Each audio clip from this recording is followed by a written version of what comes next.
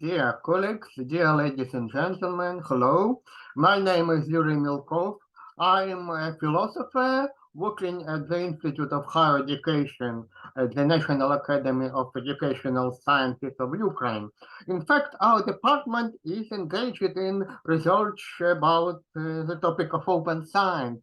So I would like to share with you some of my ideas and research results, particularly on the topic of the value dimensions of open science and the perspective of its development, particularly from open access to public science.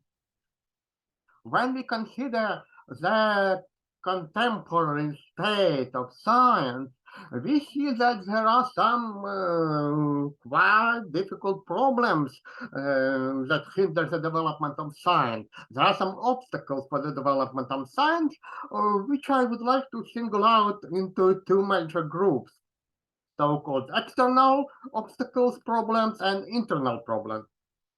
However, the main basic general feature of all those problems, in my opinion, is, so to say, the mass nature of the contemporary science. Because before the 20th century, especially before the 19th century, science was an activity that only few people from different nations used to develop, mostly in their leisure activities.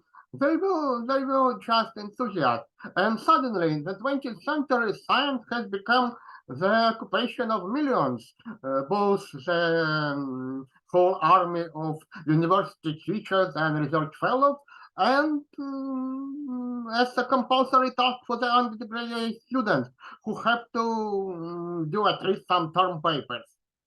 And as we count the external obstacles for such a development, we see that the science now faces the crisis of society, the crisis of its statement in society, of its status in society, the crisis of science as a social institute.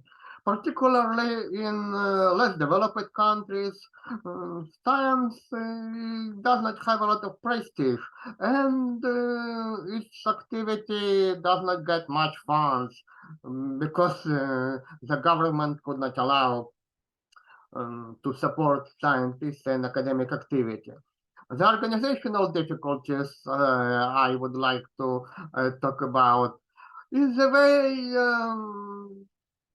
that due to the contemporary development of science, its high level of its differentiation, it is very difficult for an academic to follow the research activity on the adequate level of novelty, because especially in some disciplines, it requires a lot of expensive equipment and always an access to academic journals that have to be paid for the access to their publication. But the most overlooked problem of the contemporary science is its internal obstacle for its development, that is a lack of motivation for scientific search, which now could be attributed not to just the undergraduate student, but to many professional teachers, university teachers, and research fellows as well. Well, in order to show the problems of that internal nature, I would like to refer to the level of violation of academic integrity.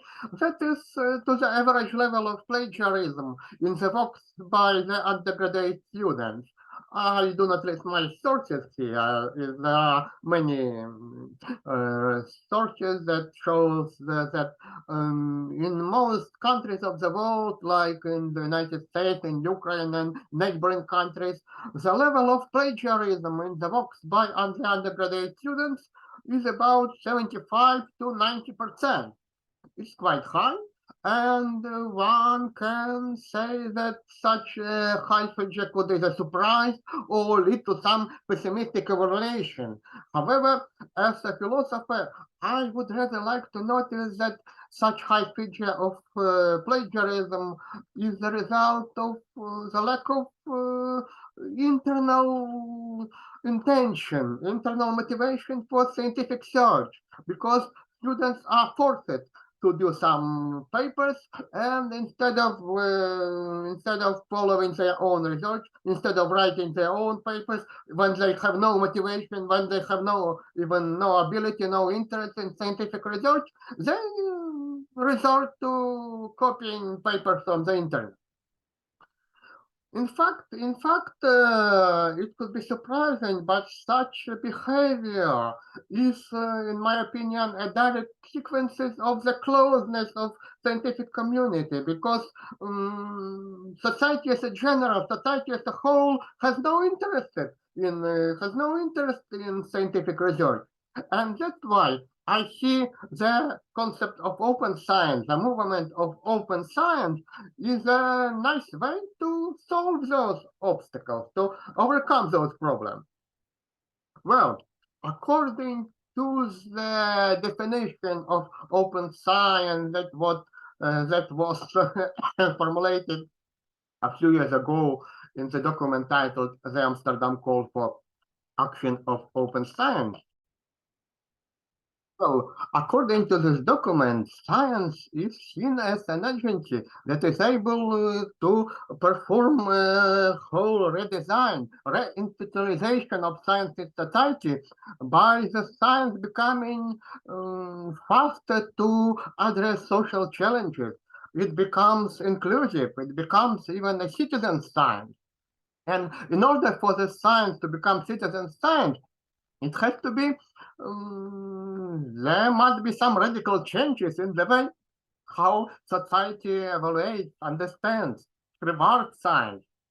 Because it is the Amsterdam Call for Action on Open Science that assures that when scientists, academics themselves compete on the number of publications in different respective journals, it is difficult to say about inclusive science under such situation, because the science has to be open to the society as a whole.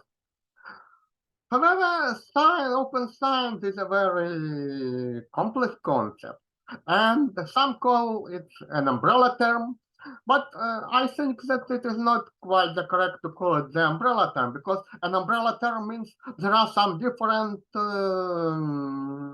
opposite, even non-connected aspects of it. However, I would like to say that the structure of open science presents quite a systematic conflict. I would like to show that there are three levels of the open science one can talk about. The most known one, the lower level, is the level of open access. It is the level of practice, it is the level of behavior, of procedure, which has its goal in providing open access to data, to publication. However, I would like to say that this level is to be complemented by the middle level of methodology and collaboration of scientists. It is the level of services that enables scientists to conduct some international interdisciplinary collaboration. And the most interesting one, and the most upper level, is the level of values, is the level of theory, the level of ideas, which has its goal in the most broad form of realizing open science, that is in creating citizen science, in creating public science, in achieving the reinstitutionalization of science in society as a whole. Well, if you look at practices of open science, it will be very easy to notice that while the idea of open access predates the idea of open science as a whole by quite a few years, we now have open access being realized to the most broad extent, while still not realized in full. Some surveys conducted in Ukraine and some other countries show that many university teachers have no idea about open science. They have not even heard about it, while most of them have heard about open access and even try some publication in the open access magazine and journals. However, in my opinion, it is the upper level, the middle level of the open science and its structure, which are currently found to be difficult to be realized in practice. because the lack of legal basis and the pressure from academic community in that form of closeness of academic community, in that form of competition between academics on the number of publications, hinders the development of the upper level, the values level of open science. And that values of open science for now remain mostly in declaration, because some organizations, universities declare that they follow the values of open science or democratization of science, but it is hardly identical to the realization of those values in practice. Well, the values of science, I think that the values of open science are just the same as the ethos of science formulated by Robert Merton, the founder of sociology of science, already in 1943. And especially open science corresponds to the first three values of science, that is to the universalism. Universalism means that science has no borders, has no limits. It is virtually open to humanity as a whole. Communism means that the result of scientific investigations could be not a private property. They are property of all the humankind. And disinterestedness refers to that very problem of the motivation for scientific search, that there could be no motivation for scientific search, for research, but disinterested search for the truth. Something we can hardly see in most of academic staff and the undergraduate students. Well, I would even say that those problems where the academic community does not follow the ethos of science, does not follow the ideals of universalism and disinterestedness, then we have what becomes opposite of open science. Then we have closeness of academic community. That closeness is the way when academic community seems to follow not the ideals of science, but some of its particular values instead of universal values of research. That is, the openness of science corresponds to the openness of academic community itself. To the idea of democratization of academic community, to the idea of inclusive education, because in fact the ideas of contemporary culture like rationality, democracy, humanism, academic freedom, they all come from the same source. And it is those what the open science could rely upon.